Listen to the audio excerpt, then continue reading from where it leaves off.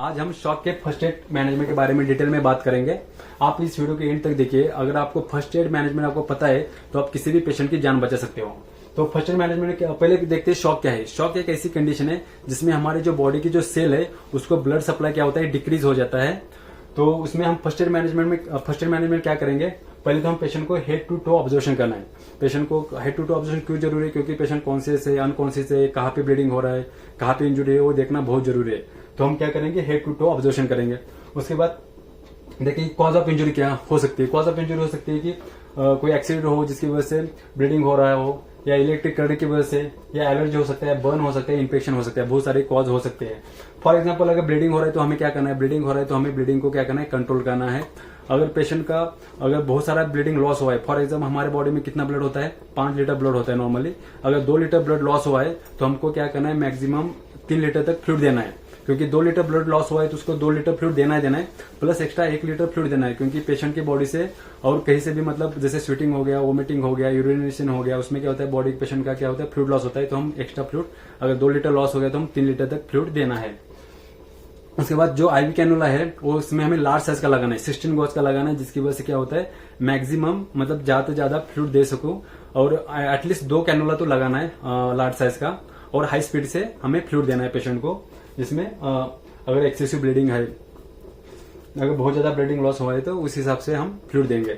उसके बाद अगर इलेक्ट्रिक करंट लगाए, पेशेंट को अगर इलेक्ट्रिक शॉक लगाए तो हमें पहले देखना है कि पेशेंट को डायरेक्ट हाथ नहीं लगाना, नहीं तो आपको भी शॉक लग जाएगा। पहले देखो कि पेशेंट के साथ कहीं इलेक्ट्रिक वायर कांटेक्ट में नहीं है। अगर कांटेक्ट में है तो हमें क्या करना है, एक तो मेन स्विच ऑफ करो, और दूसरी चीज क्या करना है, अगर जो नॉन कंडक्टिव ऑब्जेक्ट होता है जैसे लकड़ी वगैरह, सूखी लकड़ी, उससे क्या करना है, वायर को हटाना है। उसके बाद पेशेंट को ट्रीट करना है। उसके बाद एलर्जी की वजह से क्या हम जैसे जैसे किसी पेशेंट को एलर्जी होती है तो हम क्या करते हैं, पेशेंट को इंजेक्शन अविल देते हैं, इंजेक्शन हाइड्रोकॉर्ड देते हैं, और सेवर एलर्जिक रिएक्शन में हम क्या देते हैं, इंजेक्शन अड्रेनालिन देते हैं। बर्न में भी क्या होता है, बर्न में हमारा बहुत सारा बॉडी फ्लूइड होता है, वो लॉस होता है। तो उसमें हाइपोवोलेमिक शॉक में पेशेंट चल जाता है बर्न की वजह से। उसके बाद इन्फेक्शन की वजह से पेशेंट क्या करता है, सेप्टिक शॉक में चल जाता है।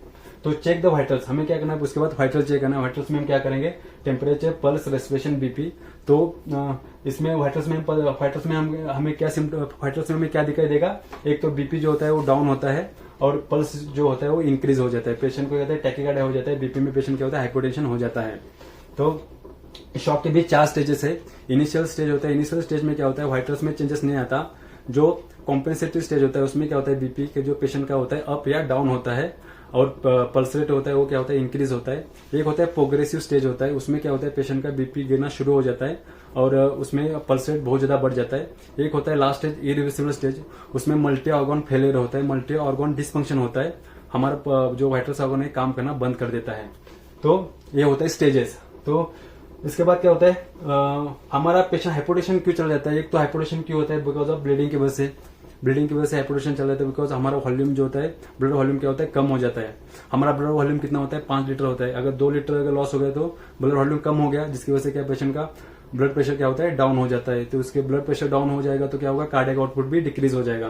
कार्डियक आउटपुट डिक्रीज हो जाएगा तो क्या करेगा, सेल को जो है ब्लड सप्लाई कम हो जाएगा। तो सेल क्या करेगी, हार्ट को मैसेज करेगी कि हमें ब्लड सप्लाई नहीं मिल रहा है। तो हार्ट क्या करेगा, जल्दी जल्दी पंप करके कोशिश करेगा कि सेल को क्या करूं, मैं ब्लड सप्लाई करूं, जिसकी वजह से पेशेंट का क्या होता है, मतलब हार्ट क्या होता है, टैकीकार्डिया हो जाता है, हार्ट रेट बढ़ जाता है।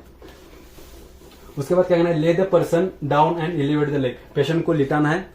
पेशेंट का जो लेग है उसको इलेवेट करके रखना है। आप कितना करोगे, 2 या 3 फीट नहीं, आपको करना है कितना, 1 या 1.5 फीट तक इलेवेट करके रखना है, जिसकी वजह से जो ब्लड फ्लो है वो हमारे जो वाइटल्स ऑर्गन है, लंग हो गया, हार्ट हो गया, ब्रेन हो गया, उसको ब्लड फ्लो जा सके। उसके बाद if the person unconscious check the CAB, अगर पेशेंट अनकॉन्शियस है तो हमें क्या करना है, सीएबी चेक करना है, सर्कुलेशन चेक करना है। सर्कुलेशन में हम क्या पहले चेक करेंगे, हमें पहले रेडियल आर्टरी से पल्स चेक करेंगे। अगर रेडियल आर्टरी में पल्स नहीं मिल रहा है तो हम कैरोटिड आर्टरी में चेक करेंगे। अगर कैरोटिड आर्टरी नहीं मिल रहा है पल्स तो हम क्या करेंगे, फिर एयरवे चेक करेंगे।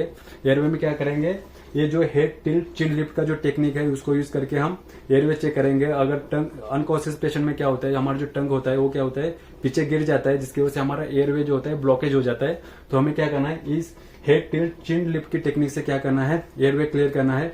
अगर हमारे पास गुडल्स एयरवे है तो गुडल्स एयरवे पेशेंट के अंदर डालना है। पहले तो हमें जो टंग जो फॉल हुआ है, गिरा है, उसको पहले ऑब्स्ट्रक्शन जो हुआ है टंग का, उसको पहले ठीक करना है। उसके बाद हम गुडल्स एयरवे डालना है। तो गुडल्स एयरवे क्या करता है, जो हमारा टंग की वजह से जो ऑब्स्ट्रक्शन होता है वो क्या होता है, रुक जाता है, एयरवे ओपन रहता है। तो हमारे पास गुडल्स एयरवे, तो गुडल्स एयरवे पेशेंट को मुंह में डालना है। उसके बाद keep the person warm and comfortable, लूजन tight clothing. Patient को क्या करना है, वार्म रखना है, क्योंकि पेशेंट का बॉडी क्या होता है, शॉक में पेशेंट का बॉडी कोल्ड हो जाता है। बिकॉज ऑफ क्यों, क्योंकि हमारा जो ब्लड जो होता है, ब्लड प्रेशर क्या होता है, वो डाउन हो जाता है। हमारा जो ब्लड क्या करता है, हमारे टेम्परेचर को भी क्या करता है, मेंटेन करता है। तो पुअर ब्लड सर्कुलेशन की वजह से क्या होता है, हमारा बॉडी क्या होता है, कोल्ड होना शुरू हो जाता है। तो हमें पेशेंट को क्या करना है, वार्म रखना है। वार्म रखने के लिए हम पेशेंट को ब्लैंकेट दे सकते हैं या हॉट वाटर बॉटल पेशेंट के बिस्तर के अंदर रखते हैं। उसके बाद पेशेंट को लूज एंड टाइट क्लोथिंग करना है। पेशेंट को जो होता है, पेशेंट को अगर टाइट क्लोथिंग है तो उसको लूज करना है, पेशेंट को कंफर्टेबल फील करवाना है। उसके बाद if the patient having vomiting turn head one side. अगर पेशेंट को वोमिटिंग हो रहा है तो हमें क्या करना है, पेशेंट का हेड जो है वन साइड टर्न करना है। क्योंकि अगर आपने हेड वन साइड टर्न नहीं किया तो एस्पिरेशन होने के चांसेस है। तो पेशेंट को वन हेड बोलते हैं, इसको रिकवरी पोजीशन बोलते हैं, एक साइड टर्न करना है। अगर आपको लगता है कि पेशेंट को स्पाइनल कॉर्ड इंजुरी है, स्पाइनल कॉर्ड इंजुरी कैसे हो सकता है, सस्पेक्ट कैसे हो सकता है, जैसे अगर हेड इंजुरी है, नेक इंजुरी है या बैक इंजुरी है, तो हम सस्पेक्ट कर सकते हैं कि स्पाइनल कॉर्ड इंजुरी है। तो उसमें हम अगर पेशेंट को वोमिट हो रहा है तो क्या करेंगे, उसको पेशेंट को क्या करना है, वो लॉग रोल मेथड होता है। उसमें क्या होता है, हमारा जो हेड हो गया, नेक हो गया, बैक हो गया, लेग हो गया, उसको क्या होता है, एक सीधी लाइन में रख के उसको टर्न करना पड़ता है। वो अकेले आदमी से नहीं होता, कम से कम 2-3 आदमी चाहिए। तो इसको वो लॉग रोल मेथड थ्रू हमें क्या करते हैं, अगर वोमिट हो रहा है तो उसको वन साइड टर्न करते हैं। तो अगर हमारे पास सर्वाइकल कॉलर है तो हम सर्वाइकल कॉलर भी लगाना है कि सपोर्ट के लिए। Do not give the person anything by the mouth. Patient को अगर पेशेंट खाने के लिए पीने के लिए कुछ भी नहीं देना है, क्योंकि उसमें क्या होता है, एस्पिरेट होने का चांसेस हो जाता है।